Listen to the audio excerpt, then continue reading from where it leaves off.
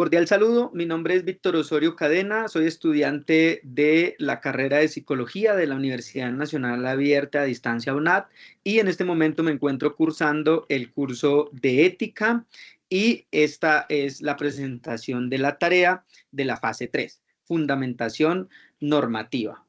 Entonces tenemos que el consentimiento informado pleno, también denominado consentimiento idóneo, estipulado por la Corte Constitucional en 1996, es el que da cuenta o el que da un mayor de 18 años sin ninguna limitación cognitiva como permiso al psicólogo para ejercer o hacer la intervención. Para esta forma de consentimiento no existe limitación más allá de que del derecho de un tercero a las limitaciones de la ley. Es decir, una limitación es cuando una persona adulta sin ninguna limitación cognitiva da su consentimiento libre y espontáneo para causa ilícita. Es decir, entonces el profesional que recibe el consentimiento no puede argumentar que actuó bajo la premisa del permiso dado por el paciente. El consentimiento informado asistido nace de la aceptación de que no todos los menores de edad tienen el mismo grado de desarrollo cognitivo. Para el consentimiento informado de menores de 18 años debe ser dado por el padre o los padres o representantes legales de estos. La psicología reconoce etapas de desarrollo cognitivo en el artículo 34, por ejemplo, del Código Civil colombiano, modificado por la sentencia C-534 del 2005 de la Corte Constitucional, con 3 categorías básicamente. Primero, el niño que es toda persona que no cumple los 7 años o que ya ha cumplido, los 7 años. El segundo, que es impúber, que es la persona que ha cumplido 14 años. Y el tercero, que es un adulto que ha dejado de ser impúber, es decir, que ya cumplió los 14 años, pero que es menor de los 18. En ese mismo sentido, la ley 1098 del 2006, en el artículo 3, señala que son niños y niñas menores de 12 años y adolescentes mayores de 12 años menores de 18, con la diferencia de dos niños entre el artículo 3 de esta ley y el artículo 34 del Código Civil, pero debido al carácter específico de la ley de infancia, se debe tomar esta tasomia como la preferiblemente aplicable. La ley 57 de 1887 señala, por ejemplo, que impúberes son incapaces absolutos. El adolescente es un incapaz relativo, es decir, puede disponer de su derecho al consentimiento, pero y a la acompañada por sus padres. En la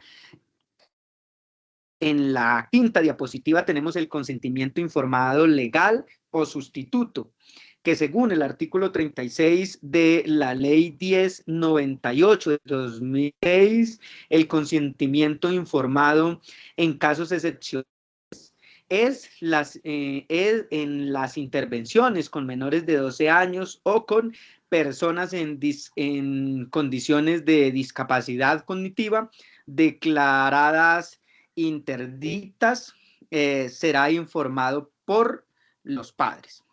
Tenemos en la diapositiva número 6 los elementos esenciales para la validez del consentimiento.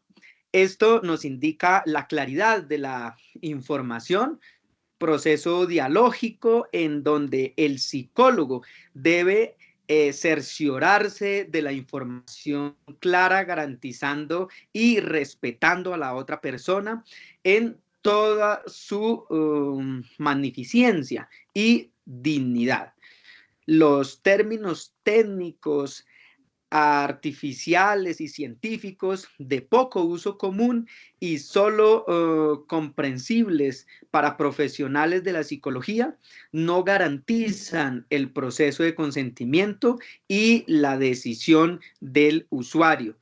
No sería libre e informada si la información no está clara.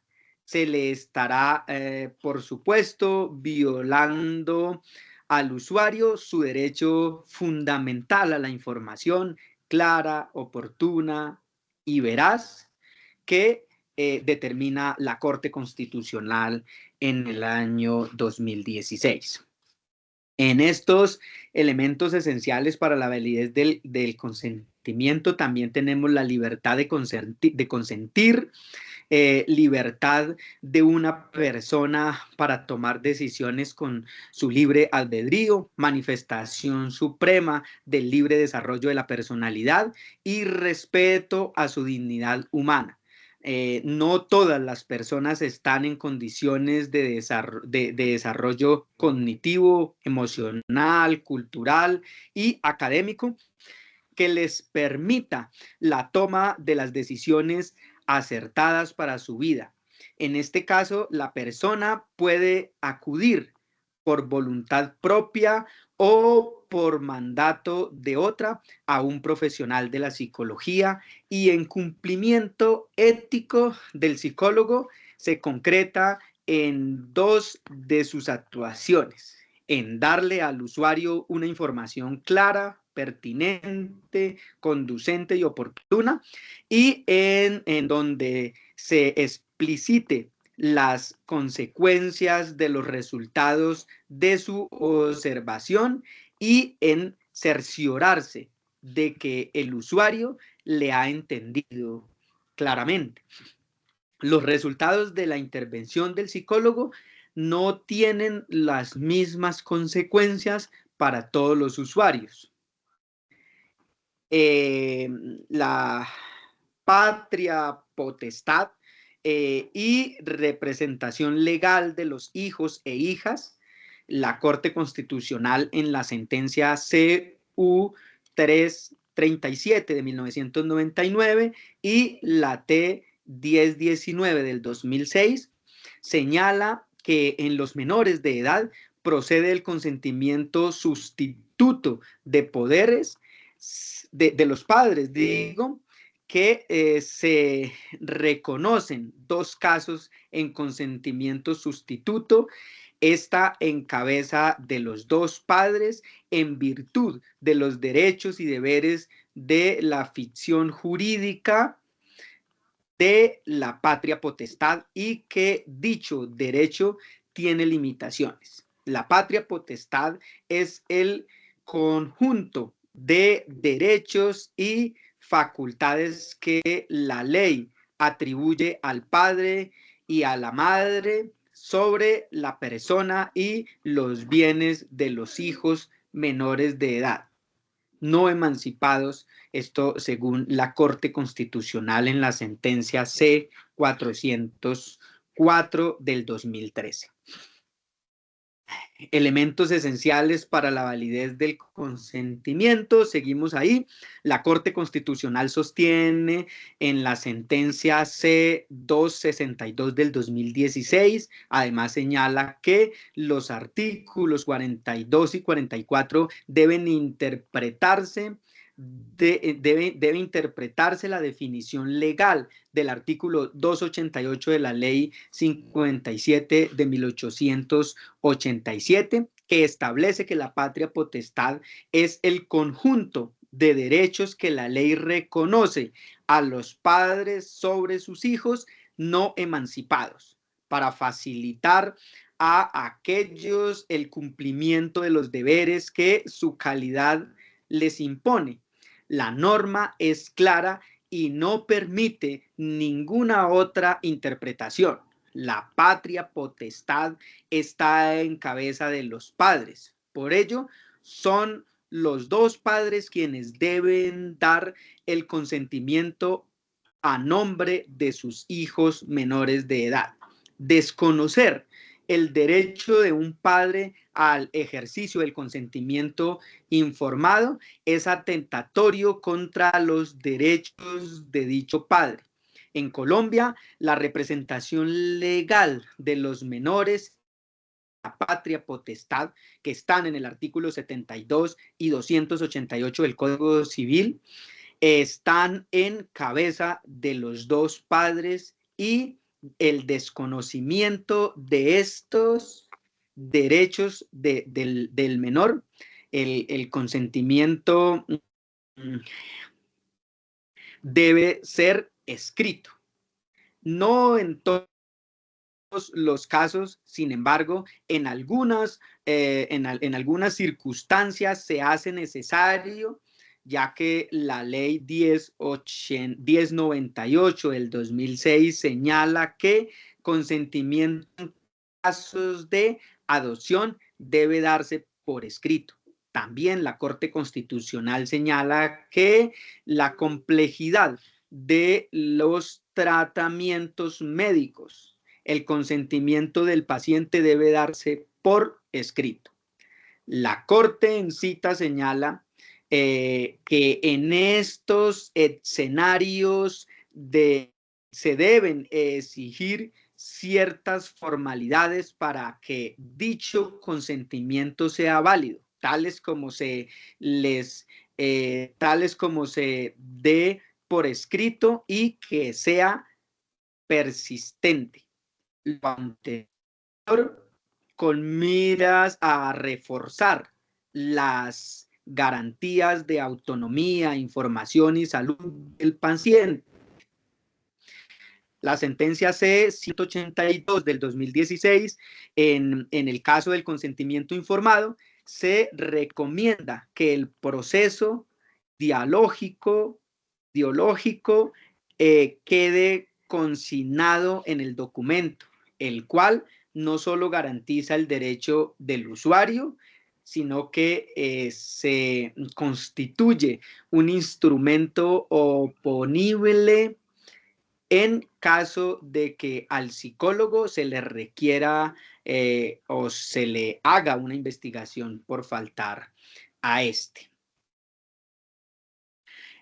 Tenemos las excepciones a las reglas también, en casos, a la regla general en el caso del consentimiento informado, y quiere decir que cada intervención del psicólogo es única y particular, y en las condiciones que sea imposible obtener consentimiento informado, como emergencia o como en primeros auxilios psicológicos y en menores de edad, el consentimiento de los padres puede resultar no necesario o incluso contraproducente. Entonces, el psicólogo debe ponderar y dejarlo por escrito porque no se acudió o no se recurrió a los padres o porque consideró que era imprudente solicitar el consentimiento informado. Para menores de edad, la Corte establece circunstancias para validez del consentimiento. Cuando esté en juego el libre desarrollo de la personalidad o proyecto de vida, como interrupción voluntaria de embarazo por violencia sexual, que está estipulado en la sentencia C-355 del 2006, o circunstancias de índole de identidad o ambigüedad sexual, por ejemplo, también estipulado en la sentencia T-560A del 2007. O el juez, cuando se trate de la esterilización de la mujer en condiciones de discapacidad cognitiva, que también lo estipula la sentencia C-182 del 2016, y no el de los padres, por ejemplo. Para estas mismas excepciones, para obviar el consentimiento informado de uno de los padres o acudiente autorizado, tenemos que el psicólogo, en donde no tenga el consentimiento de los dos padres, deberá dejar constancia de la historia clínica, ficha técnica, archivo profesional, con su debido soporte y sustentación según el caso.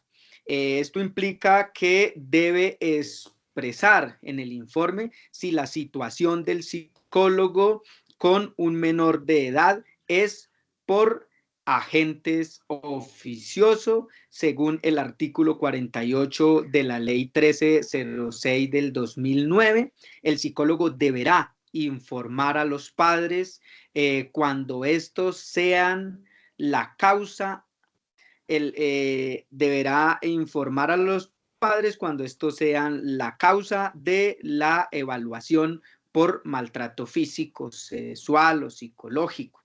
Si el psicólogo determina que no hay peligro para el menor de edad, el informe de su intervención lo entregará única y exclusivamente a los padres según el artículo 25 de la ley 1090 del 2006. Secciones nuevamente de los casos de los padres o acudiente autorizado.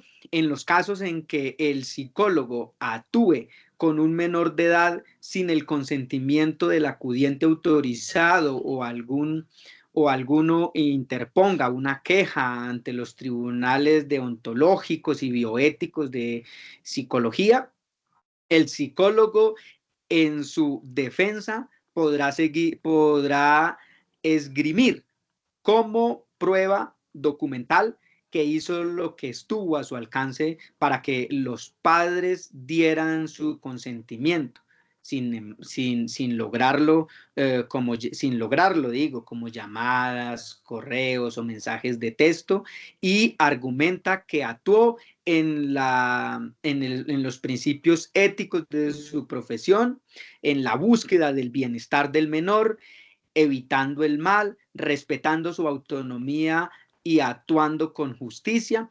Asimismo, podrá argumentar que utilizó para tomar su decisión una de las herramientas éticas tales como la doctrina del mal menor o la del doble efecto. En las reflexiones generales tenemos que el consentimiento informado otorgado por quien ejerce la representación legal con carácter general y la patria potestad en particular tiene que ser emitido en primer lugar en virtud del deber de velar por el menor. Y dicho deber, en segundo lugar, tiene que ser ejercido a favor del interés superior del niño. El consentimiento informado de los padres es una manera de reconocer la patria potestad. No se debe perder de vista que la patria potestad debe ser ejercida siempre en beneficio de los hijos, lo cual comprende, entre otros, el deber de velar por ellos. El objetivo del consentimiento informado es garantizar la dignidad del usuario, que debe estar en posibilidad de ponderar y decidir las aplicaciones, beneficios y riesgos del proceso de los profesionales y debe contar con las características de ser libre, informado, autónomo, constante y en ocasiones cualificado. En las reflexiones generales seguimos encontrando que se espera de los profesionales de la psicología estén en capacidad de evidenciar fehacientemente que al intervenir con menores de edad y en los casos en que no se cumplió con el ejercicio del consentimiento informado, el profesional infractor deberá estar en capacidad de demostrar que obró atendiendo a una situación y que realizó lo que estaba a su alcance por cumplir no solo con la norma, sino con sus principios éticos, que es lo fundamental. En consentimiento informado refleja tensión entre dos principios, que es la autonomía, que es inherente al usuario, y los servicios psicológicos y de beneficencia que establecen como fundamento del ejercicio profesional del psicólogo. La relación con el caso de estudio nos demuestra que el caso presentado plantea un dilema ético complejo en el que se confrontan los principios fundamentales. Confidencialidad, por supuesto, que el psicólogo tiene la obligación de mantener la confidencialidad de la información proporcionada por el paciente, especialmente en un contexto terapéutico. Beneficencia, que el profesional de la salud tiene el deber de actuar